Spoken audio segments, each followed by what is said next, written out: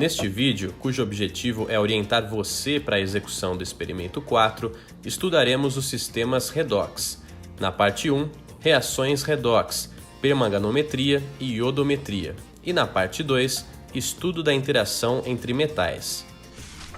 As reações redox são a base dos processos eletroquímicos. Nesses processos, ocorre a conversão entre energia química e energia elétrica de duas formas. 1. Energia liberada numa reação química espontânea é convertida em energia elétrica. Ou 2. A energia elétrica fornece energia para que uma reação química não espontânea ocorra. Uma célula eletroquímica é um dispositivo utilizado nas reações de oxidação-redução para converter a energia química em energia elétrica e vice-versa. Se o processo envolve a conversão de energia química em energia elétrica, dizemos que se trata de uma célula galvânica. Se o processo é inverso, isto é, se fornece energia elétrica para forçar uma reação química, estamos convertendo energia elétrica em energia química e a célula é denominada eletrolítica. Sistemas redox são processos químicos que envolvem transferência de elétrons de uma molécula, átomo ou íon para outra espécie. A oxidação se há perda de elétrons. A redução se há recebimento de elétrons. Pode-se afirmar que agente oxidante é a espécie que promove uma oxidação e, consequentemente, é reduzida no processo, ou seja, é um bom recebedor de elétrons. E pode-se afirmar que agente redutor é a espécie que promove uma redução e, consequentemente, é oxidada no processo, ou seja, é um bom doador de elétrons. São inúmeros os exemplos de reações redox que fazem parte do nosso cotidiano. A prata que fica preta, a fotossíntese, a respiração celular, tanto aeróbia quanto anaeróbia, várias reações ocorridas nos ecossistemas aquáticos, os testes de glicose na urina ou o teor de álcool expirado e determinado pelo bafômetro, o indesejável escurecimento das frutas, a corrosão, entre outros. Corrosão é o termo genérico para a oxidação de um metal. A substituição do metal corroído implica em grandes prejuízos financeiros e ambientais. A título de ilustração, apresentam-se as reações químicas envolvidas na oxidação do ferro. A química faz parte de nosso dia a dia. Todos os processos vitais são processos químicos. Desde antes de nosso nascimento até após a nossa morte, tudo o que comemos, vestimos, usamos e geramos é produzido por processos químicos. Se uma espécie perde ou recebe elétrons, seu número de oxidação altera-se. O número de oxidação serve para identificar reações redox. A cada átomo se lhe designa um número de oxidação, obedecendo a algumas regras, a saber, para um elemento em um íon monoatômico, por exemplo, SN4+, ou S2-, o número de oxidação é igual à carga do íon, isto é, o número de oxidação é mais 4 e menos 2, respectivamente. O número de oxidação de um elemento livre, por exemplo, O2, oxigênio molecular, ou S, enxofre, é 0. Hidrogênio tem número de oxidação mais 1, exceto nos hidretos metálicos, em que é menos 1. Oxigênio apresenta número de oxidação menos 2, exceto no F2O, que é mais 2, e nos peróxidos, que é menos 1. Em toda molécula neutra, a soma dos números de oxidação positivos deve ser igual à soma dos números de oxidação negativos. Por exemplo, no H3ASO4, 3 vezes mais 1 igual a 3 para H, e 4 vezes menos 2 igual a menos 8 para O. Então, AS igual a mais 5. Para atribuir o número de oxidação, criaram-se algumas regras, a saber, átomo em um elemento puro, como em cobre metálico, iodo, etc., o número de oxidação é igual a 0. Íon monoatômico tem número de oxidação igual à carga do íon. Exemplo, magnésio 2+. Para um íon poliatômico, a soma algébrica dos números de oxidação deve ser igual à carga do íon. Ao flúor é atribuído o número de oxidação igual a -1. cloro, bromo e iodo têm número de oxidação igual a -1, exceção quando combinados a oxigênio e flúor. Para compostos neutros, a soma algébrica dos números de oxidação deve ser igual a 0. Hidrogênio tem número de oxidação igual a +1, exceção quando combinado a metal, íon hidreto H-, por exemplo, CaH2. Neste caso, número de oxidação igual a -1. Oxigênio, número de oxidação igual a -2. Exceção igual a -1 em peróxidos, por exemplo, H2O2. O conceito de número de oxidação leva diretamente a uma definição operacional dos termos oxidação e redução. Oxidação é definida como um aumento no número de oxidação e redução como um decréscimo no número de oxidação. Na reação apresentada entre alumínio e cloro, o átomo de alumínio é oxidado. Seu número de oxidação aumenta de 0 para +3. Se o alumínio se oxida, o cloro reduz-se. Seu número de oxidação vai de 0 para -1. Esta definição apresenta uma clara vantagem. Ela simplifica muito a contabilidade dos elétrons nas reações redox. Consideremos, por exemplo, a reação HCl gasoso mais HNO3 líquido, produzindo NO2 gasoso mais meio Cl2 gasoso mais H2O líquido. Uma análise em termos do número de oxidação revela que o átomo de cloro é oxidado, número de oxidação igual -1 no HCl e 0 no Cl2.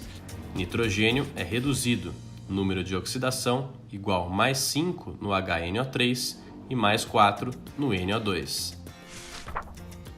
A oxidação pode ocorrer em 3 circunstâncias: quando se adiciona oxigênio à substância, quando uma substância perde hidrogênio ou quando a substância perde elétrons.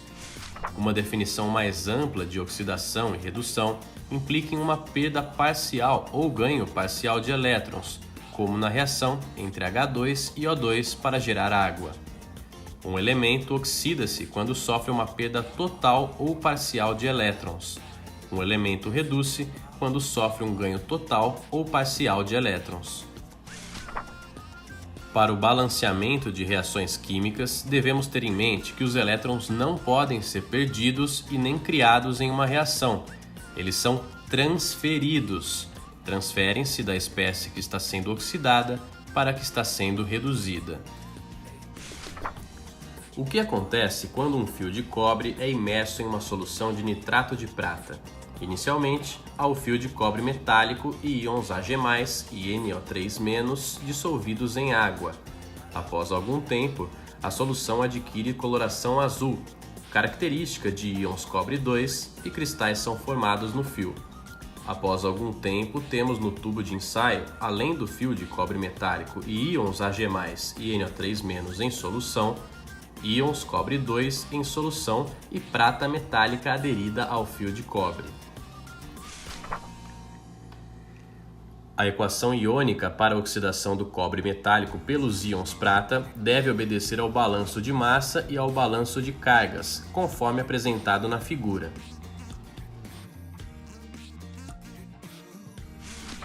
Se a espécie M perdeu elétrons, oxidou-se e, consequentemente, M é o agente redutor. Se a espécie M2+, recebeu elétrons, reduziu-se e, consequentemente, M2+ é o agente oxidante. Na parte 1 da nossa aula experimental, vamos padronizar uma solução de permanganato de potássio com oxalato de sódio em meio ácido. Em seguida, vamos usar a solução padronizada de permanganato de potássio para determinar íons ferro 2 em uma amostra desconhecida. Vamos utilizar essa mesma espécie, íons permanganato, para balancear equações redox. Balanceamento da reação entre ácido sulfuroso H2SO3 e íons permanganato MnO4-1. Primeira etapa: reconhecer quais espécies sofrem oxidação e redução. H2SO3 é oxidado a SO4 2-. MnO4- é reduzido a Mn2+. H2SO3 é o agente redutor. MnO4- é o agente oxidante. Segunda etapa. Para cada semi-reação, balancear os átomos de oxigênio adicionando H2O ao membro deficiente de oxigênios na equação. H2SO3 mais H2O gerando SO4 2-. MnO4- gerando Mn2+, mais 4H2O. Terceira etapa. Balancear o número de átomos de hidrogênio nos dois lados utilizando H+. H2SO3 mais H2O gerando SO4 2- mais 4H+. MnO4- mais 8H+, gerando Mn2+, mais 4H2O. Quarta etapa. Balancear as cargas acrescentando um número de elétrons idêntico ao excesso de cargas positivas.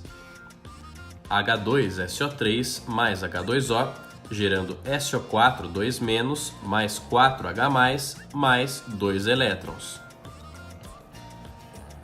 Esta semi-reação apresentava carga líquida de +2 no membro da direita. Para balancear esta carga, 2 elétrons foram adicionados ao membro da direita.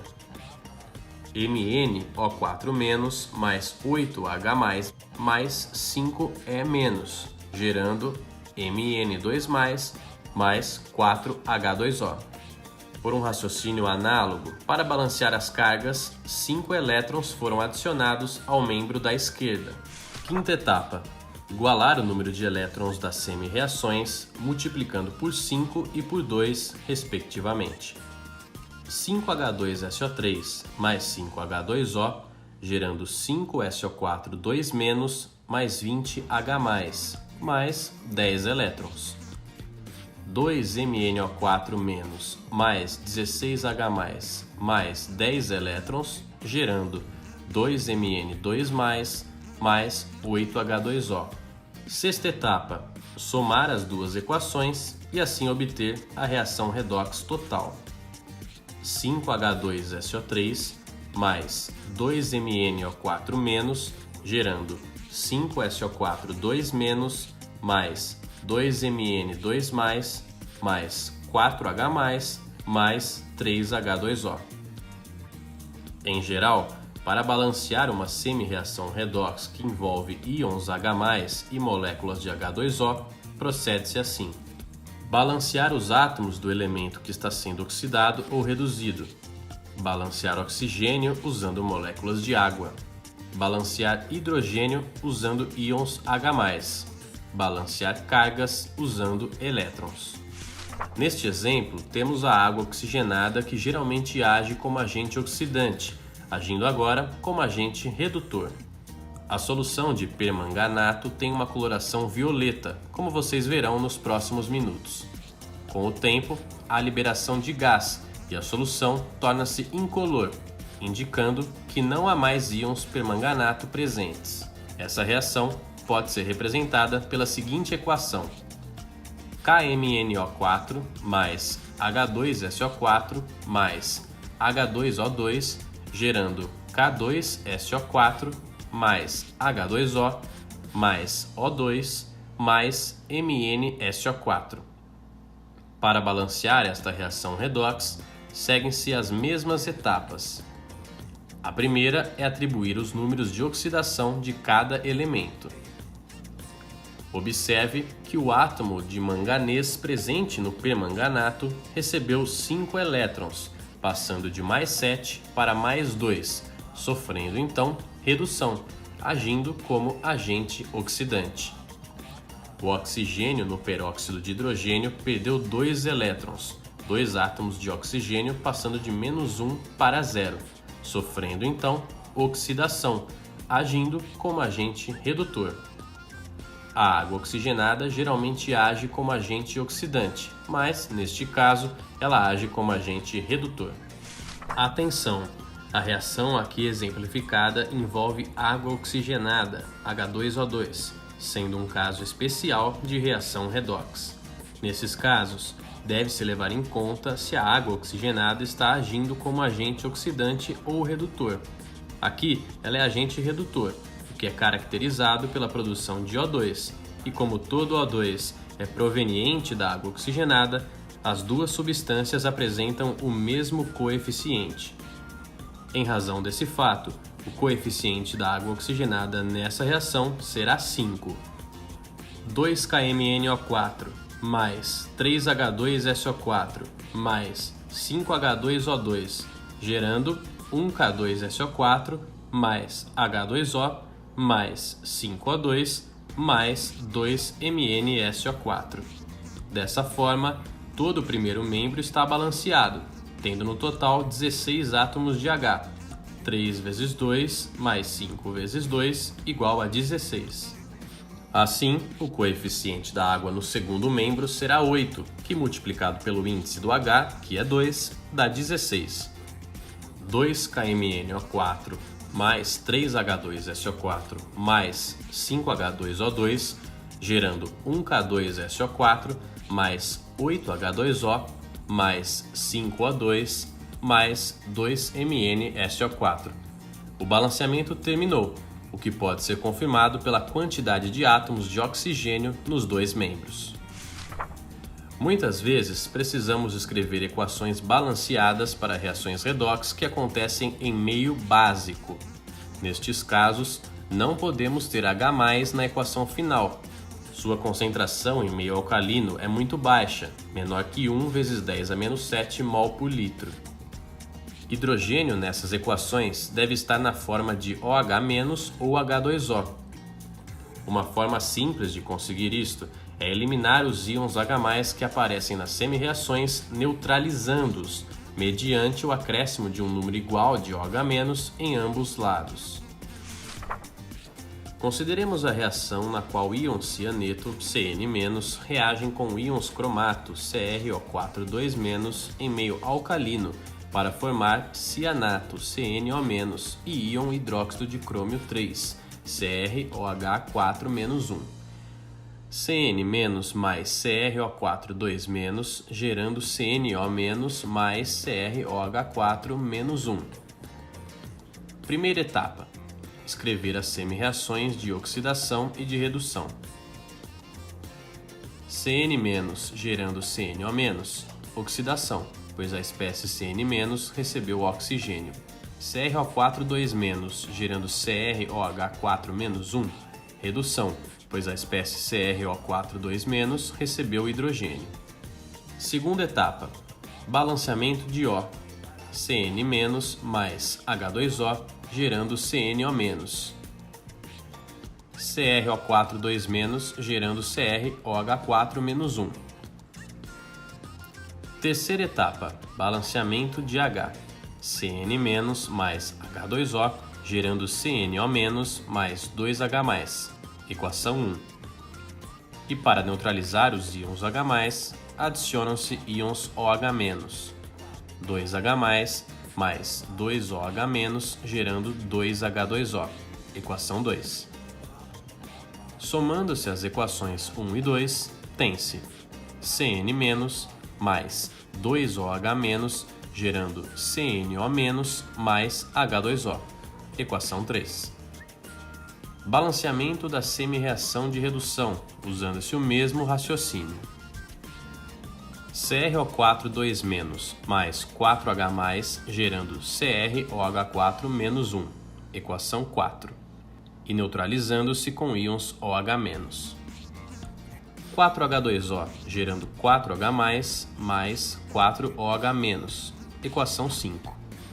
Somando-se as equações 4 e 5, tem-se CrO4 2- mais 4H2O, gerando CrOH4-1 mais 4OH-, equação 6.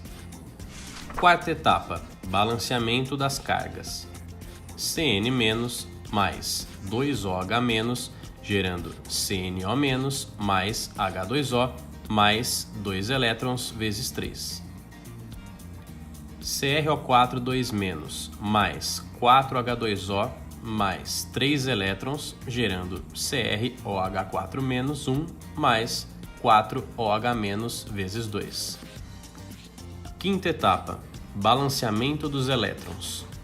3Cn- mais 6OH-, gerando 3CnO- mais 3H2O mais 6 elétrons. 2CrO4 mais 8H2O mais 6 elétrons, gerando 2CrOH4- 1 mais 2OH-. Sexta etapa, somar as duas semi-reações após reduzir termos semelhantes. 3Cn- mais 2CrO4 mais 5H2O, gerando 3CnO- 1 mais 2CrOH4- 1 mais 2OH- 1. Permanganato de potássio não é padrão primário, portanto, a solução deve ser previamente padronizada. Para tanto, utiliza-se o sal oxalato de sódio. Pesa-se com precisão uma certa quantidade do sal e dissolve-se em cerca de 60 ml de água destilada. Como a medida de volume é aproximada, pode-se usar uma proveta. Acrescentam-se cerca de 15 ml de ácido sulfúrico 1 mol por litro, também medido em proveta. A massa do padrão primário oxalato de sódio deve ser medida com grande precisão. Por isso, se utiliza uma balança analítica com precisão de décimos de miligrama. No experimento, a massa de oxalato de sódio medida foi de 0,1499 gramas. Conhecendo-se com precisão a massa de oxalato de sódio, sabe-se a quantidade de mols e, consequentemente, com base na reação química entre permanganato de potássio e oxalato de sódio, determina-se a quantidade de mols de permanganato. Como se sabe o volume de permanganato via bureta, calcula-se a concentração da solução, que assim está padronizada. No Erlenmeyer, há uma solução aquosa de ácido oxálico, pouco dissociado, formado devido à adição de ácido sulfúrico à solução de oxalato de sódio e na bureta a solução de permanganato de potássio a padronizar. A solução de oxalato deve ser aquecida a cerca de 80 a 90 graus Celsius. Ao final da titulação, a temperatura não deve ser menor que 60 graus Celsius. Assim, evita-se a formação do óxido de manganês, MnO2, o que comprometeria a precisão da padronização. Permanganato de potássio, graças a seu grande poder oxidante, é capaz de oxidar a água. A reação é lenta, mas pode ser catalisada por MnO2 e luz, e assim alterar significativamente a concentração da solução. Por isso, há necessidade de padronizar periodicamente a solução, a qual deve ser mantida em frascos âmbar ao abrigo da luz. Lembre-se da necessidade de acertar o menisco. A correta padronização de soluções depende também da precisão do volume do titulante. O ponto final da titulação é percebido pelo aparecimento da cor lilás, característica dos íons permanganato, persistente por cerca de 30 segundos.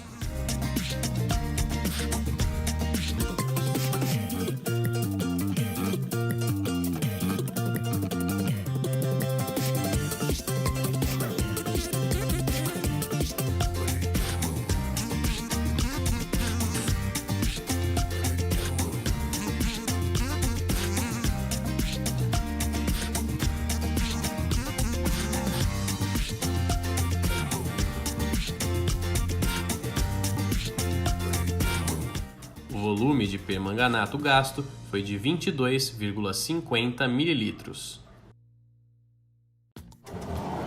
O íon permanganato MnO4- 1 pode ser reduzido a Mn2+, em meio fortemente ácido, a MnO2 em meio neutro ou levemente alcalino e a MnO4- 2 em meio fortemente alcalino.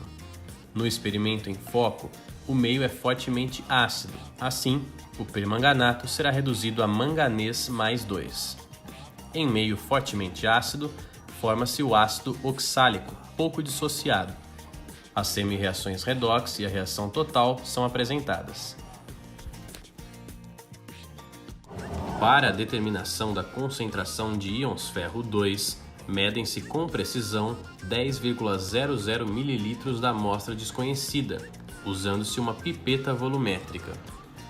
Junta-se essa solução a um Erlenmeyer de 250 ml, misturando-se com cerca de 50 ml de água destilada e 10 ml de solução de ácido sulfúrico 1 mol por litro. Como o meio é fortemente ácido, o permanganato será reduzido a manganês 2+, e os íons ferro 2 serão oxidados a ferro 3.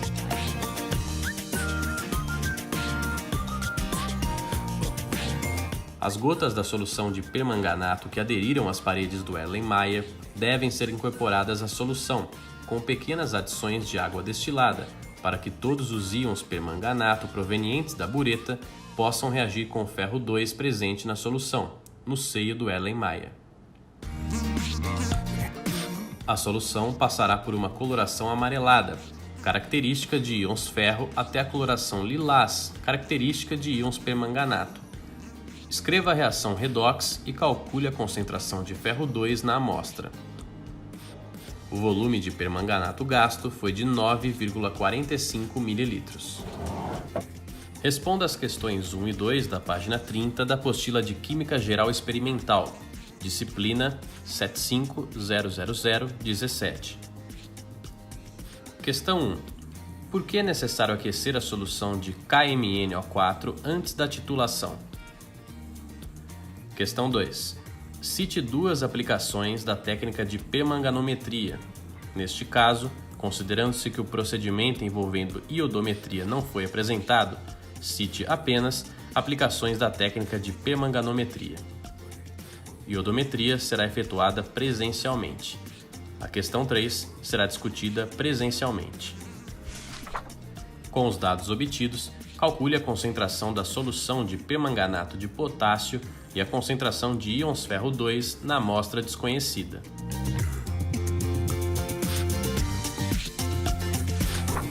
Nas aulas teóricas, você aprenderá os fundamentos de células galvânicas e eletrolíticas, potencial de célula e de eletrodo, série eletroquímica, constante de equilíbrio, equação de Nernst, entre outros importantes conceitos. Nesta videoaula, apresentaremos noções da série eletroquímica para que você possa compreender os conceitos ministrados na parte 2 deste experimento. A série eletroquímica é uma tabela que dispõe os elementos químicos de acordo com os seus potenciais de eletrodo. Quando nos referimos a potencial de eletrodo, subentende-se potencial de redução.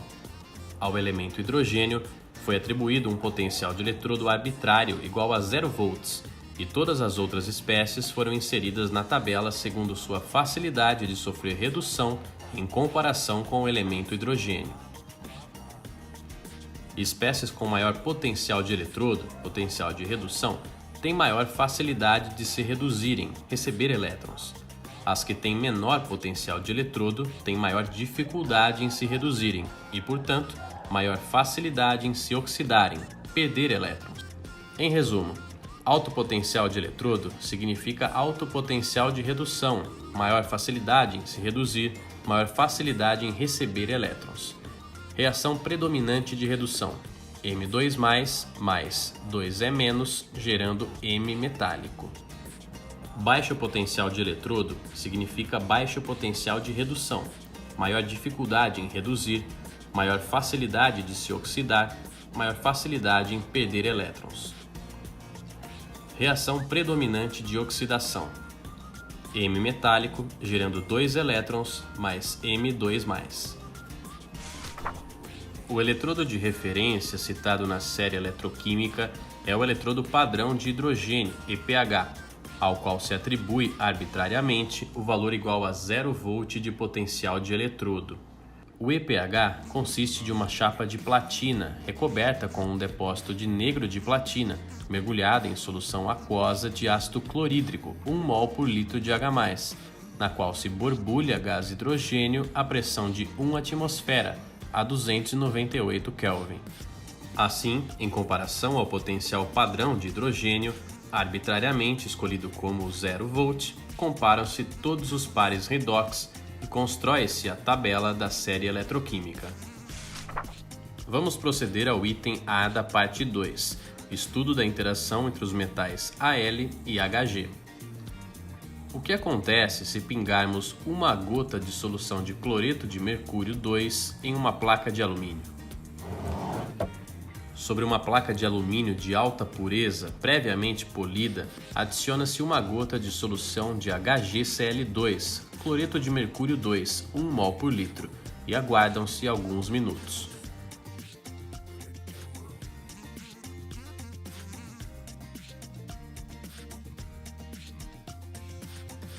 Após esse tempo, lava-se a superfície da placa de alumínio com água destilada para remover o excesso de solução de HgCl2 e após secar gentilmente a superfície do alumínio com papel toalha, deixamos a placa exposta ao ar. Cerca de alguns minutos depois, pode-se começar a observar um belo efeito visual.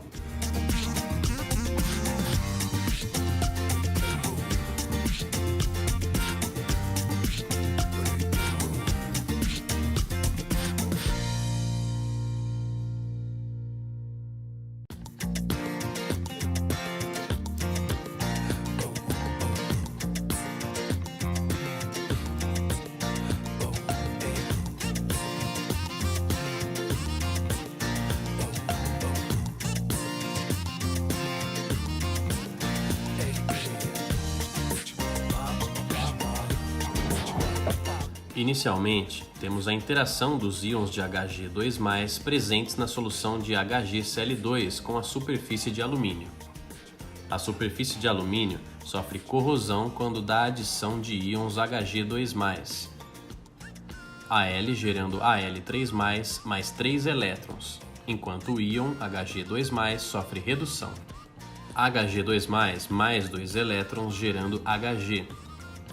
Após a redução de Hg2 e Hg metálico, ocorre a formação de amálgama entre Hg e Al com a primeira camada da superfície de Al. Hg mais Al gerando HgAl. A partir da retirada da gota de HgCl2 da superfície da placa de alumínio, temos a interação do amálgama HgAl com o oxigênio atmosférico e a subsequente formação de Al2O3 trihidratada e gás H2. 2HgAl mais 6H2O gerando Al2O3 trihidratado mais 3H2 mais 2Hg. Após a formação de Al2O3 trihidratada, o mesmo átomo de Hg metálico reage com outro átomo de alumínio, formando um novo amálgama e a posterior formação de Al2O3 trihidratado. De acordo com este mecanismo, o primeiro passo é a corrosão física, seguida pela oxidação eletroquímica do alumínio e a redução da água. Esta reação produz alumina hidratada, gás hidrogênio e Hg livre. A reação é autocatalítica até que não ocorra mais a formação do amálgama HgAl. No experimento anterior, misturou-se Hg2+ a alumínio metálico. E se fosse o contrário, a um becker contendo solução de AlCl3 se adicionassem gotas de Hg metálico? Este procedimento não é apresentado aqui, você irá executá-lo presencialmente. Mas, conhecendo-se os potenciais de redução das espécies envolvidas, você é capaz de predizer o que acontecerá? Al3+, mais 3 elétrons gerando Al metálico. Potencial padrão igual a menos 1,66 volts. Hg2+, mais 2 elétrons gerando Hg metálico. Potencial padrão igual a mais 0,79 volts. Pense e confira sua resposta ao final deste vídeo. Vamos proceder ao item B da parte 2, verificação do sentido espontâneo da reação entre zinco e chumbo. Vamos ver agora o sentido espontâneo da reação entre zinco e chumbo. A um becker contendo solução de acetato de chumbo, mergulha-se um bastão de zinco. A outro becker contendo solução de sulfato de zinco, mergulha-se um bastão de chumbo.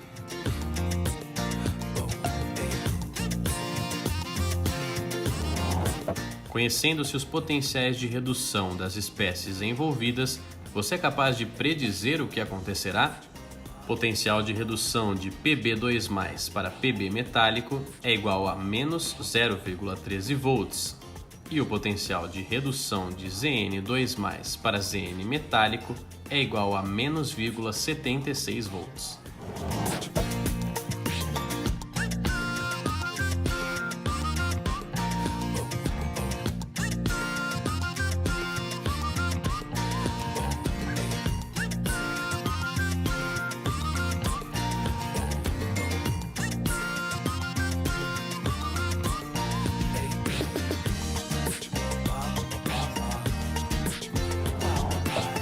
A tendência espontânea de ambos os íons é se oxidarem.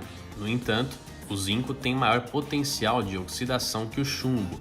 Espontaneamente, a reação entre ambos é Pb2+ mais Zn metálico, gerando Pb metálico mais Zn2+, com potencial positivo, o que denota uma reação espontânea. Quando imergimos uma placa de zinco metálico em uma solução de acetato de chumbo, com o passar do tempo, forma-se um depósito de chumbo metálico na superfície da placa de zinco. Se fizéssemos uma determinação dos íons Pb2+, verificaríamos uma diminuição de sua concentração e um aumento dos íons Zn2+ em solução.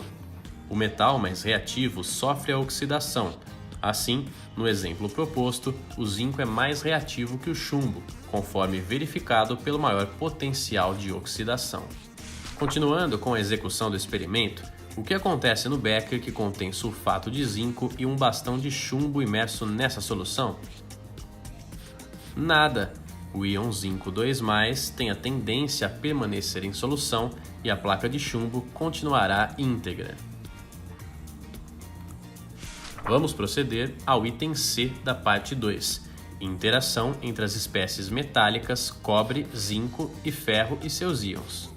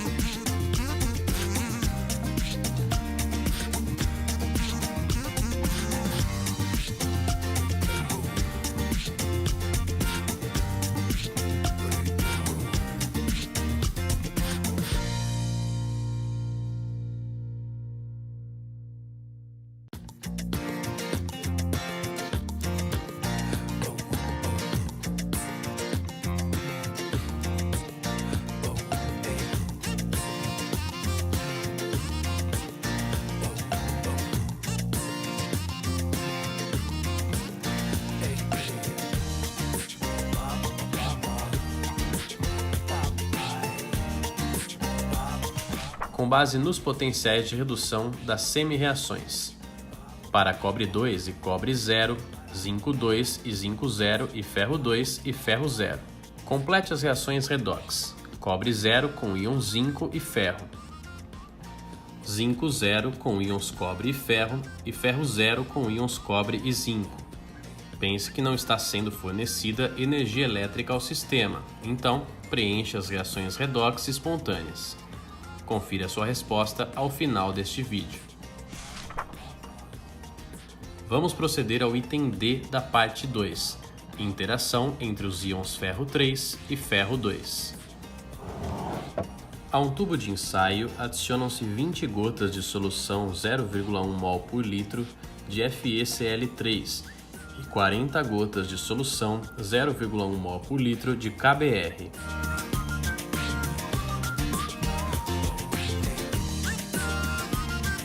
A outro tubo adicionam-se 20 gotas de solução 0,1 mol por litro de FeCl3 e 40 gotas de solução 0,1 mol por litro de Ki.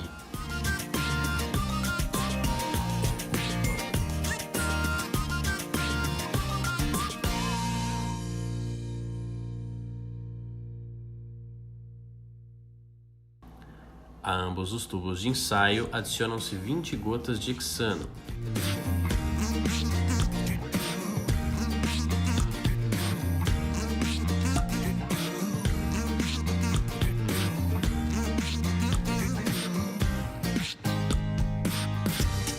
Agita-se para perfeita homogeneização.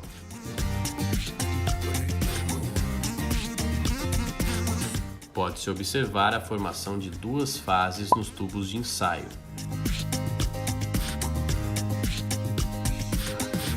A ambos os tubos de ensaio adicionam-se 2 gotas de solução de hexacionoferrato 3 de potássio 0,1 mol por litro.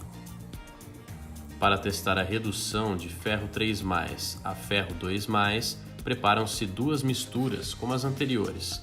No entanto, agora sem a adição de hexano. Pode-se observar o aparecimento de uma coloração azul no tubo que contém Ki e uma coloração esverdeada no tubo que contém KBr. No relatório, posicione o par ferro 3 e ferro 2 na série eletroquímica junto com os halogênios cloro, bromo e iodo. Ao final da aula experimental, todos os resíduos são segregados e enviados ao laboratório de resíduos químicos para tratamento ou descarte adequado.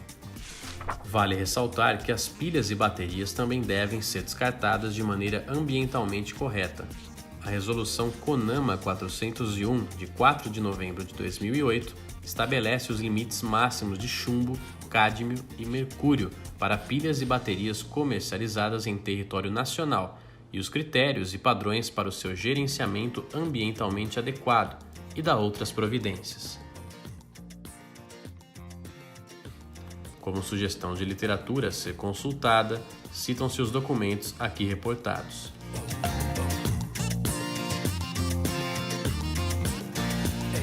Confira suas respostas. A um becker contendo solução de AlCl3 se adicionam gotas de Hg metálico. O que acontece? Qual foi sua resposta? Os potenciais padrão de redução das espécies envolvidas são apresentados. Dica: um potencial de redução negativo significa que a reação espontânea é a oposta, ou seja, que o alumínio metálico facilmente se oxida a íons Al3+. Neste caso, os íons Al3+ permanecem na forma oxidada e o Hg metálico permanece na forma reduzida. Ou seja, se gotas de Hg metálico forem adicionadas a um becker contendo solução de AlCl3, ao final teremos uma solução de AlCl3 com gotas de Hg metálico, pois a reação não ocorre espontaneamente. Com base nos potenciais padrão de redução das semi-reações apresentadas, as reações redox entre Zn e Cu2+, Zn e Fe2+, e entre Fe e Cu2+, são as que ocorrem espontaneamente. Obrigado e até a aula presencial.